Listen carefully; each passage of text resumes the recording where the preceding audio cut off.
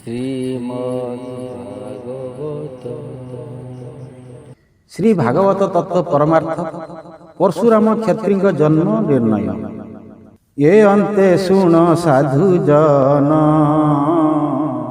ନବମେ ବଂଶାନୁବିଧାନ। ନୃସିଂହ ଆଦି ବାର ସଖା, ପ୍ରଭାତ କାଳୁ ହେଲେ ଦେଖା। ସନ୍ଧ୍ୟା ତର୍ପଣ ମାନ ସାରି, ଗୁରୁଙ୍କ ପ୍ରଦକ୍ଷିଣ କରି। ସ୍ତୁତି କରନ୍ତି ଯୋଡ଼ି କର, ଶରଣ ଜନ୍ମ ଜନ୍ମାନ୍ତର। ପୂର୍ବ ସୁକୃତ ପୁଣ୍ୟ ବଳୁ, ସାଧୁ ସଙ୍ଗମ ଏବେ କଲୁ। ହୋଇଲା ନିର୍ମଳ ଶରୀର, ପାଇ ଅମୃତ ସୁଧାଧାର। ପରମ ତତ୍ତ୍ୱ ଅର୍ଥ ଯେତେ, କହ ସୁଦୟା ଥିଲେ ଚିତେ। ଆବର ପରଶୁରାମ କ୍ଷତ୍ରୀ, ବିଷ୍ଣୁ ଅବତାର ଅଟନ୍ତି। ଯମଦଗ୍ନି କେହୁ ହୋଇଲେ, ରେଣୁକା ନାରୀ ବିଭା ହେଲେ। ଜନ୍ମିଲେ ଚାରୋଟି ସୂତ, ବ୍ରାହ୍ମଣ କଲେ କ୍ଷତ୍ରୀ ବୃତ। ସହସ୍ରାର୍ଜୁନ କେ ହୋଇଲେ, ସହସ୍ର ବାହୁକୁ ବହିଲେ। ତାହାଙ୍କ ସୈନ୍ୟ ବଳ କେହୁ, ବୀରଙ୍କ ମଧ୍ୟେ ଅଟେ ରାହୁ। କାମଧେନୁ କେ ହରି ନେଲା, ପରଶୁରାମ ବଧ କଲା। ଗନ୍ଧର୍ବ ଗଣ କେ ଅଟନ୍ତି, ରେଣୁକା କାହିଁ ଦେଲା ମତି। ମାତା ସୋଦର ଖଡ଼୍ગે ହାଣି, କେମନ୍ତେ ବଞ୍ଚାଇଲେ ପୁଣି। କେ ଅଟେ ହର୍ଷାର୍ଜୁନ ସୂତ, ଯମଦଗ୍ନି କି କଲା ହତ। ପିତା ମରଣେ ପରଶୁଧର, କ୍ଷତ୍ରିୟ କରିଲେ ସଂହାର। ଏକବିଂଶ ବାର ନକ୍ଷତ୍ର, ବିଚାରି କହ ଏଇ ଅର୍ଥ। ଶରୀର ଅର୍ଥେ ବୁଝାଇବ, ମନର ସଂଶୟ ଦହିବ। ସେ ତତ୍ତ୍ୱ ପରମାର୍ଥ ଭାବ, ପିଣ୍ଡେ ହସ୍ତ ମାରି କହିବ। ଶୁଣି କହନ୍ତି ଜ୍ଞାନ ଗୁରୁ, ଭଲା ତ ନିଗମ ପଚାରୁ। ସୁକ ପରୀକ୍ଷେ ବୁଝାଇଲେ, ବ୍ରହ୍ମ ସାପରୁ ତରି ଗଲେ।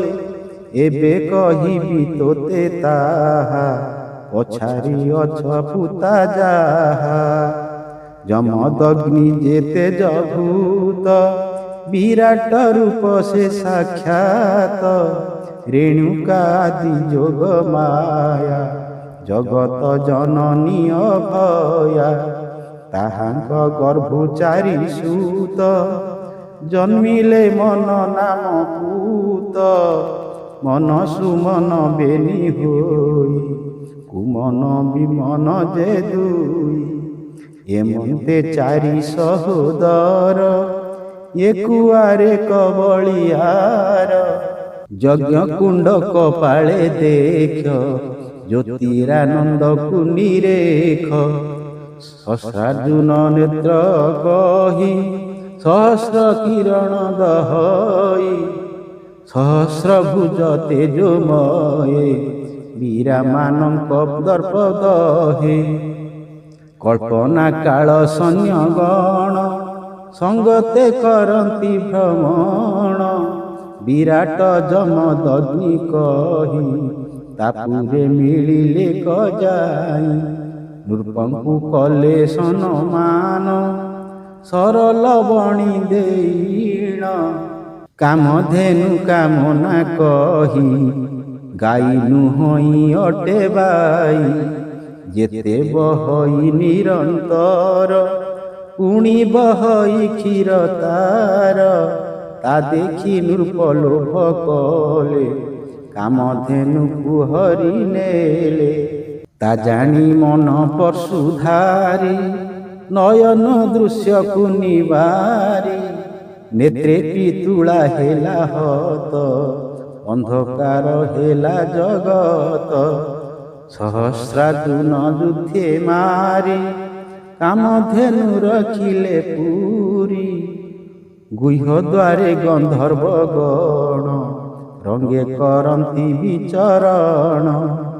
ଇନ୍ଦ୍ରି ଦ୍ୱାର ଇନ୍ଦ୍ର ଅଟଇ ଚିତ୍ରସେନ ତାର ସନ୍ତତି। ଇନ୍ଦ୍ରିୟ ସୁତ କାମ କହି ଚିତ୍ରସେନ ନାମ ବୋলাই। ରୂପ ଗୁଣରି ଅତି ଶୋଭା ଦେଖିକେ ନୋହି ବଟି ଲୋଭା। ତ୍ରିପୁରେ କୀଟୁ ବ୍ରହ୍ମ ଯେତେ କାମରେ ମୋହିତ ସମସ୍ତେ। ରେଣୁକା ଦେଖି ତାର ଶୋଭା କାମ ବଶରେ ହେଲେ ଲୋଭା। ପିତାର ଆଜ୍ଞା ଶିରେ ଧରି ପରଶୁ କୁଠାରେ ସଂହାରି। ଲୋଭ ମାୟାକୁ ମନ ଆଦି ପରଶୁରାମ ଶିର ଛେଦି। ତା ଦେଖି ପିତା ଶାନ୍ତ ହେଲେ ବର ତାହାକୁ ଯାଚି ଦେଲେ। ବୋଇଲେ ମନ ପରଶୁଧର ବର୍ତ୍ତନ୍ତୁ ଜନନୀ ସୋଦର। ଅସ୍ତୁ ବୋଇଲେ ବ୍ରହ୍ମ ଋଷି ମାତୃମାରଣେ ହେଲେ ଦୋଷୀ। ତପସ୍ୟା କଲେ ପରଶୁଧର ସହସ୍ର ସୁତ କ୍ଷୟ କର। ଯମଦଗ୍ନି କି ବିନାଶିଲେ ପ୍ରଳୟ କାଳ ହେଲା ଭଲେ। ତା ଦେଖି ମନ କୋପ କଲା କ୍ଷତ୍ରିୟ ମାନଙ୍କୁ ନାଶିଲା। ଏ ଦେହେ ଯେତେ ଇନ୍ଦ୍ରଗଣ କ୍ଷତ୍ରିୟ ଅଟନ୍ତି ସେ ଜାଣ। ତାହାକୁ ମନ ନାଶ କରି ଉଶ୍ୱାସ କରେ ବସୁନ୍ଧରି। ଆବର କହି ବାଜେ ଅର୍ଥ ସାର ସୂକ୍ଷ୍ମରେ ତତ୍ତ୍ୱପଥ। ଯମଦଗ୍ନି ବନ୍ଧୁ ଅଟନ୍ତି ରେଣୁକା ଦେବୀ ଆଦି ଶକ୍ତି। ଆକାର ବ୍ରହ୍ମ ଆଦ୍ୟ ଜାତ ଜନ୍ମ ହୋଇଲେ ଚାରି ସୁତ। ଆକାର ଇକାର ଏହାର ଉକାର ଘେନି ଚାରି ବୀର। ଏ ଚାରି ପୁତ ଜାତ ହେଲେ କ୍ଷତ୍ରିୟ ବ୍ରତ ଆଚରିଲେ। ବ୍ରହ୍ମ ବିନ୍ଦୁରୁ ଜାତ ହୋଇ ବ୍ରାହ୍ମଣ ବର୍ଣ୍ଣ ସେ ବୋলাই। ସହର୍ଷ ଜୁନଟି ଓ ମତି ଜଗର କରାଇ ଉତ୍ପତ୍ତି। ଶବଦ ମାନଙ୍କର ମୂଳ ସହସ୍ରାକର ସହସ୍ରାଶିର। ଶବଦ ସମୀରକୁ ଘେନି ଅକ୍ଷର ଜନ୍ମଦାତା ଭୂମି। ସହସ୍ରକ୍ଷର ଶାସ୍ତ୍ର ବାହୁ ଏକୁ ଏକ ପ୍ରବଳ ସେହୁ। ମାତ୍ରା ବନାନ ସୈନ୍ୟଗଣ କାମଧେନୁ ସମୀର ଜାଣ। ତ୍ରୟ ତେର ତ୍ରିବେଣୀ ଧାର କ୍ଷୀର ସ୍ରବଇ ନିରନ୍ତର। ହେମନ୍ତ ତତ୍ତ୍ୱ ଅର୍ଥେ କହି ସୁମନେ ଶୁଣ ବାର ପୋଇ। ବାରକୁ ମିଶାଇ ପାରିଲେ ତତ୍ତ୍ୱ ପ୍ରାପ୍ତ ହେବ ଭଲେ। ବାରରୁ ସାରଟି ପରମ ଲୟ ସୂତ୍ରରେ ବୁଝ ମର୍ମ। 35 ଅଧ୍ୟାଶେଷ ଭାବି କହେ ଅନନ୍ତ ଦାସ। ଇତି ଶ୍ରୀ ଗୁରୁ ଶିଷ୍ୟ ତତ୍ତ୍ୱବୋଧନେ ଶ୍ରୀ ଭାଗବତ ତତ୍ତ୍ୱ ପରମାର୍ଥ ବିଷୟ ବର୍ଣ୍ଣନେ କ୍ଷତ୍ରିୟ ଜନ୍ମ ନାମ 5ମ ଅଧ୍ୟାୟ।